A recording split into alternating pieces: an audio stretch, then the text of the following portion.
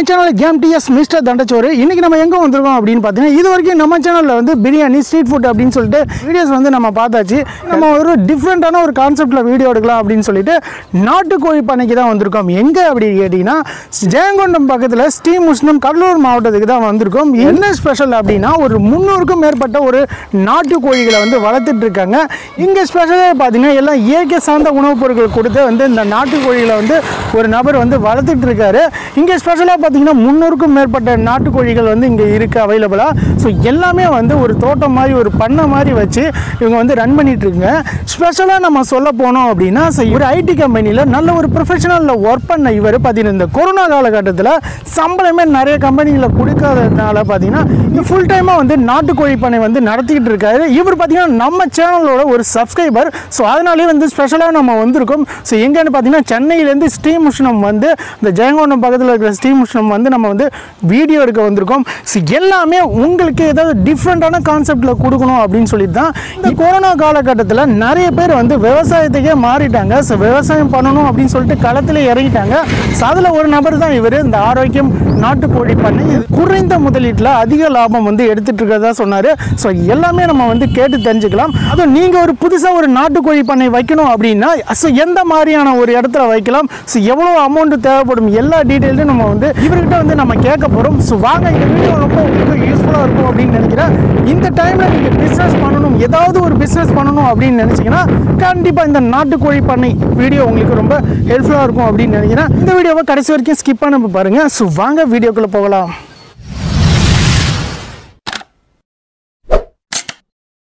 வணக்கம், என் பேர் தேவராஜ். ஆரோக்கியம் நாட்டுக்கோழி பண்ணை ஸ்ரீமுஷ்ணம் கடலூர் மாவட்டத்தில் வச்சுருக்கோம். நாங்கள் கடந்த 2 வருடமாக ரன் பண்ணிகிட்ருக்கோம். பேசிக்காக விவசாய குடும்பன்றனால அப்பா அம்மா தான் பார்த்துட்டு இருந்தாங்க. நான் ஒரு ஐடி எம்ப்ளாயி. கொரோனா டைமில் வந்து வேலை இல்லாத போது அம்மா அப்பா கூட சேர்ந்து இந்த தொழிலை செய்யலாம் அப்படின்ற போது நல்ல பலன் கொடுத்தது, நல்ல கை கொடுத்தது. ஒரு 200 நாட்டுக்கோழி வச்சுருக்கோம். நாங்கள் எல்லாம் பெருவிடை சார்ந்தது. ஒரு 15 சென்டில் வச்சுருக்கோம். அந்த இடத்துல வந்து 15 சென்ட் சுற்றி வந்து முள்வெளி, முள்வெளி, ஒரு ஷெட்டு ஒன்று இருக்குது. மரங்கள் எல்லாம் வச்சுருக்கோம். மரங்கள் நிழலுக்காக வச்சுருக்கோம். தண்ணி வசதி இருக்குது. முற்றிலும் வந்து இயற்கை முறையில் வந்து பண்ணிகிட்ருக்கோம். நாங்கள் எந்த தடுப்பூசி அப்படிலாம் எதுவும் இல்லை. இயற்கை மருந்துகள், நாட்டு மூலிகை தான் வந்து பயன்படுத்திட்டுருக்கோம். கோழிகளுக்கு எந்த நோயும் வரல. அது மாதிரி வந்து இந்த முள்வெளி அமைக்கும் போது வந்து வெளியிலேருந்து எந்த வேறு கோழி எதுவும் வரக்கூடாது. நம்ம கோழியும் வந்து வெளியில் போகக்கூடாது. அப்படி இருக்கும்போது முற்றிலுமாக வந்து நோயை தவிர்க்கலாம்.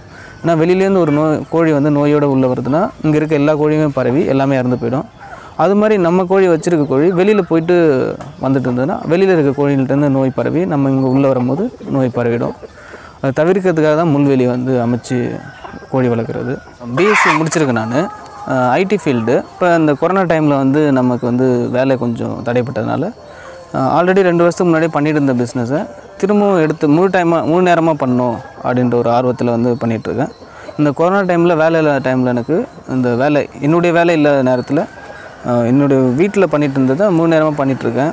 குறைந்த முதலீட்டில் வந்து இந்த நாட்டுக்கோழி பண்ணையை வந்து ஆரம்பித்து பண்ணிகிட்ருக்கோம். இது நல்ல கை கொடுத்தது. இந்த கொரோனா டைமில் வந்து ஊரடங்கு டைமில் வந்து நல்ல ஒரு விற்பனை பண்ணிகிட்டு இருந்தேன் நான். அந்த டைமில் எல்லாருக்குமே வேலை இல்லாமல் இருக்கும்போது குறைஞ்ச முதலீட்டில் அதிக லாபம் எனக்கு. 100 கோழி வச்சுருக்கோம். மொத்தம் வந்து 15 சென்டில் வச்சுருக்கோம். அந்த கோழி 2 பிரிவு இருக்குது.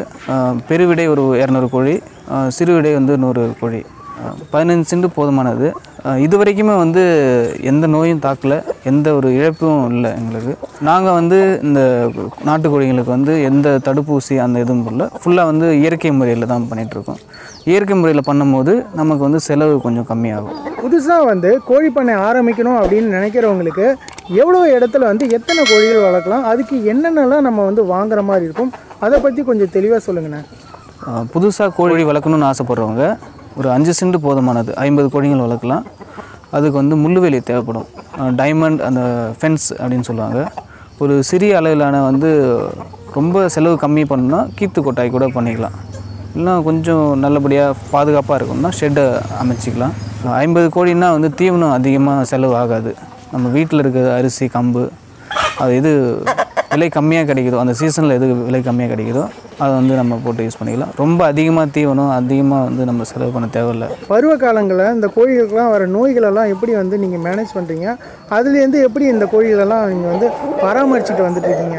வந்து மழைக்காலம் குளிர்காலம் வந்து உணவு முறை, அதாவது கம்பு வந்து அரைச்சி போடுறது, சோளம் அந்த மாதிரி போடுறது. அது மாதிரி வந்து கோழிக்கு வந்து அதிகமாக அரிசி போடக்கூடாது. பழைய சாதம் வந்து இந்த மழைக்காலங்கள்லாம் போடக்கூடாது. மழைக்காலங்களில் வந்து பழைய சோறு போடக்கூடாது. ஏன்னா சளி பிடிச்சிதுன்னா ஒரு கோழி வந்து தீவனம் எடுக்காமல் சாப்பிடாமல் இருந்ததுன்னா அடுத்தது வந்து அதே மாதிரி சளி அதிகமாக மற்ற கோழிகளெல்லாம் பரவி அதை வந்து மற்ற கோழிகளுக்கும் பாதிப்பு உண்டாகும். நோய் வராமல் தடுக்கிறதுக்கு வெளியிலேருந்து கோழி உள்ளே வராமல் இருக்கிறதுக்கு இந்த மாதிரி வந்து ஃபென்ஸ் வந்து அமைக்கணும், சுற்றி அமைக்கணும்.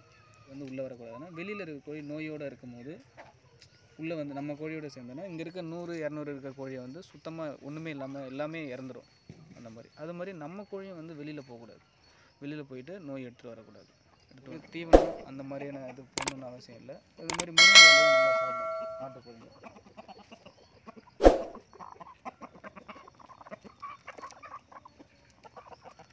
இதில் வந்து நோய் எதிர்ப்பு சக்தியை அதிகமாக உண்டு பண்ணக்கூடியது. கீரை வகை எல்லாமே வந்து நாட்டுக்கோழியும் சாப்பிடணும். நாட்டுக்கோழிகளுக்கு வந்து மேய்ச்சல் முறையெல்லாம் இருக்கிறனால நம்ம வந்து அதிகமாக தீவன செலவு பயன்படுத்த வேணாம். அந்த சீசனில் கம்பு கிடச்சின்னா கம்பு, சோளம் கிடச்சின்னா சோளம். மற்றபடி இது மேய்ச்சல் முறையில் இருக்கிறனால அதிகமாக தீவனம் செலவு பண்ணணும்னு அவசியம் இல்லை. கோழிகளுக்கு முக்கியமாக தேவைப்படுது மரம், நிழல் வேணும். நிழல் எங்கள் பக்கம் வந்து முந்திரி கொஞ்சம் ஃபேமஸானதுனால முந்திரி மரம் வந்து நாங்கள் வச்சுருக்கோம். இது வந்து முந்திரி மரம் இருக்கிறனால அந்த சீசன்லேயும் நல்லா காய்க்கக்கூடியது, கோழிகளுக்கும் நல்ல நிழல் தரக்கூடிய ஒரு மரமாக இருக்குது. அதனால் முந்திரி மரத்தை சூஸ் பண்ணி நாங்கள் முந்திரி மரம் வச்சுருக்கோம். வெயில் டைமில் முக்கியமாக வந்து நிழல் தேவை. பார்த்திங்கன்னா 1 மாத பெருவிடை கோழி குஞ்சு. இது வந்து ஆரம்பத்தில் வந்து கோழி தீவனம் கொடுத்து வளர்த்தோம். அது பெருசாகனோடனே நாங்கள் வந்து இதுக்கு கம்பு அந்த மாதிரியான ப்ரோட்டீன் எது அதிகமோ அந்த மாதிரி தீவனங்களை கொடுத்து வளர்த்துட்ருக்கோம்.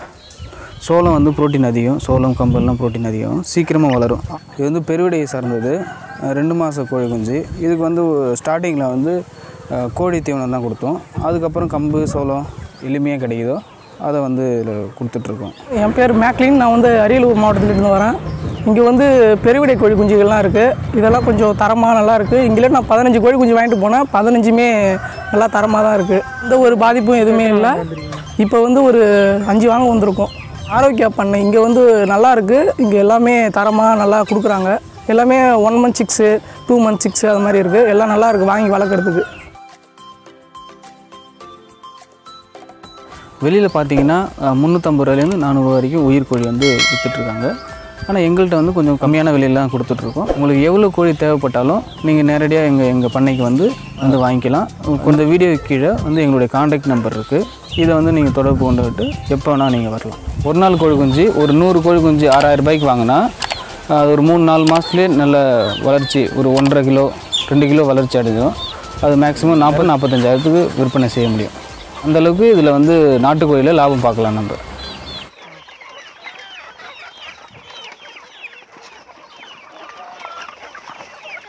கோழி தீவனம் கோழிகளுக்கு ஒரு 1 மாத கோழி குஞ்சு 2 மாத கோழி குஞ்சு கொடுக்குறோம்.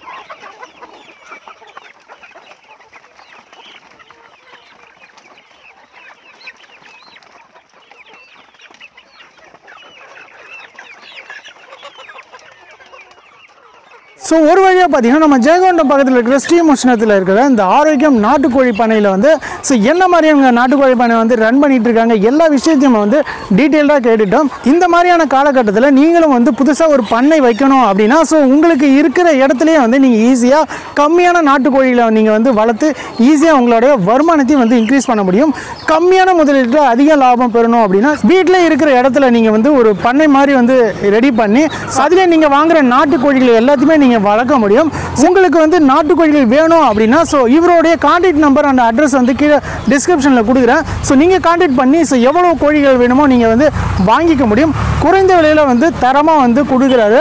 ஸோ இந்த வீடியோ உங்களுக்கு ரொம்ப பிடிக்கும் அப்படின்னு நினைக்கிறேன். ஸோ இந்த வீடியோ உங்களுக்கு பிடிச்சிருந்தா லைக் பண்ணி ஷேர் பண்ணுங்கள். மறக்காமல் நம்ம மிஸ்டர் தண்டச்சோர் சேனலை சப்ஸ்கிரைப் பண்ணுங்கள். மேலும் ஒரு சூப்பரான வீடியோட சந்திப்போம். நன்றி, வணக்கம்.